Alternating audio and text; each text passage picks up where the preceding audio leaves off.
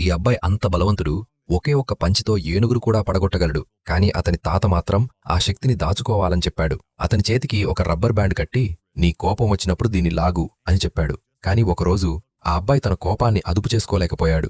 గ్రామంలోని పిల్లలను అంతగా కొట్టాడు. వారి ముఖాల్నుంచి రక్తం కారెంతగా తాతకి అర్థమైంది. ఇక్కడ ఉండటం ఇక సురక్షితంచితం కాదని తన మరవణ్ణి తీసుకుని మరో నగరానికి వెళ్ళిపోయాడు. అతను రక్తపాతంలో పడిపోవద్దని కోరుకున్నాడు. కాని విధి మళ్లీ మారిపోయింది.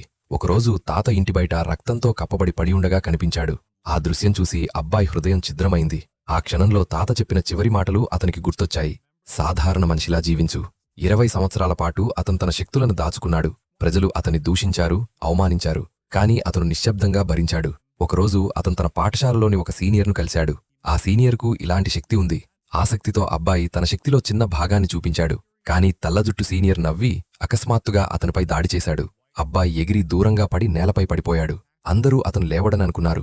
కాని అతను భయం లేకుండా మళ్లీ లేచాడు. తాత మాటలు గుర్తుకు వచ్చాయి. ఎంత జరిగినా సరే, సరైన సమయం వచ్చేవరకు నీ శక్తిని దుర్వినియోగం చేయొద్దు. ఆ క్షణంలో అతనికి అనిపించింది, ఈరోజే ఆ సరైన సమయమేమో అని. అబ్బాయి తన శక్తిని ఉపయోగించడం ప్రారంభించాడు.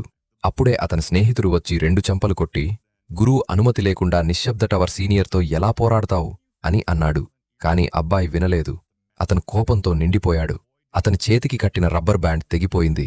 అతను తన మెరుపు శక్తిని మేల్కొల్పి ఒక భారీ దాడి చేశాడు. కాని మళ్లీ నేలపై పడిపోయాడు. సీనియర్ అన్నాడు, నీవు ఇంకా చాలా బలహీనంగా ఉన్నావు. ఇది విన్న అబ్బాయి ఇంకా కోపగించుకున్నాడు. నా పూర్తి శక్తి ఇంకా చూడలేదు అని అన్నాడు. తర్వాత తన సంపూర్ణ శక్తితో పోరాడాడు. ఇద్దరి మధ్య తీవ్రమైన యుద్ధం చాలాసేపు కొనసాగింది. అకస్మాత్తుగా ఒక అమ్మాయి మధ్యలోకి వచ్చి నిల్చింది. ఆ తర్వాత సీనియర్ అబ్బాయిని ఒక పోటీలో పాల్గొనమని సవాల్ చేసి అక్కడ్నుంచి వెళ్ళిపోయాడు.